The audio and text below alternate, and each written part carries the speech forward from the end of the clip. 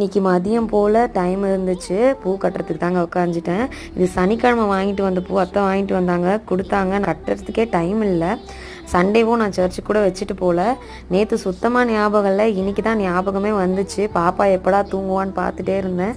மேடமும் தூங்கிட்டாங்க. கொஞ்சம் டைம் கிடச்சிது, அந்த டைமுக்குள்ளே நம்ம கட்டிடலான்ட்டு தான் கட்டிக்கிட்டு இருக்கேன். நான் கட்டிகிட்டு இருக்கிறது முல்லைப்பூ. யாருக்கெல்லாம் வந்து பூ கட்டுறது ரொம்ப பிடிக்கும்னு சொல்லுங்கள். எனக்கும் பூ கட்டுறது ரொம்ப பிடிக்கும்.